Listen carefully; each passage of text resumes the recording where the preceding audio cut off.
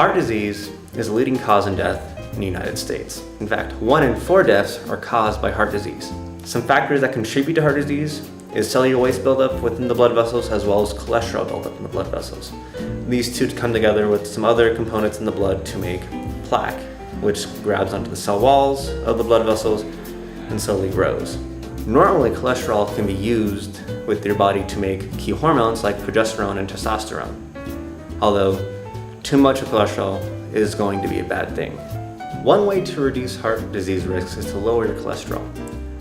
A group of medications that does this are statins. Some examples of statins are Lipitor, Lescal, and Livalo.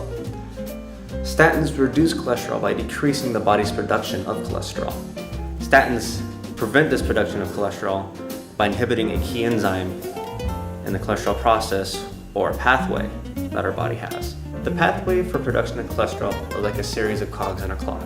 If one of the cogs stops moving, the clock no longer works.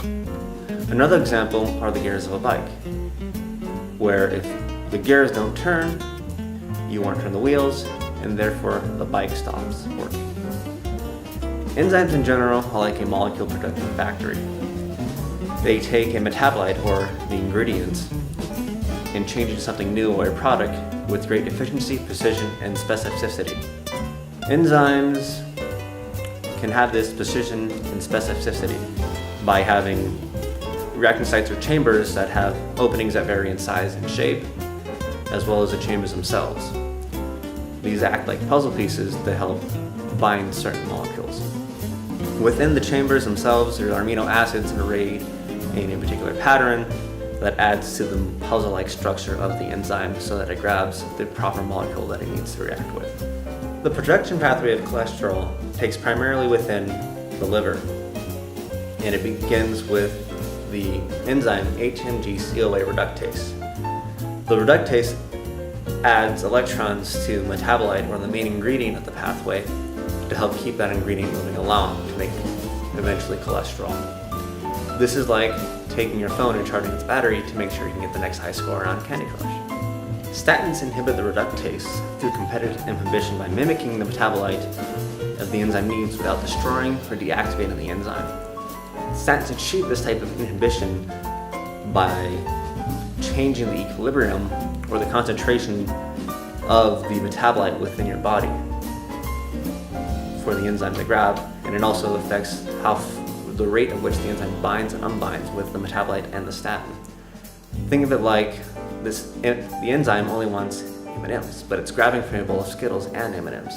If the enzyme grabs a Skittle, it's going to spit it out because it doesn't want that.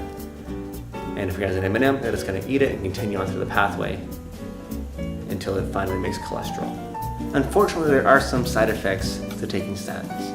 Statins can increase the risk of getting diabetes and can cause intestinal problems, liver damage, muscle pains, or inflammation.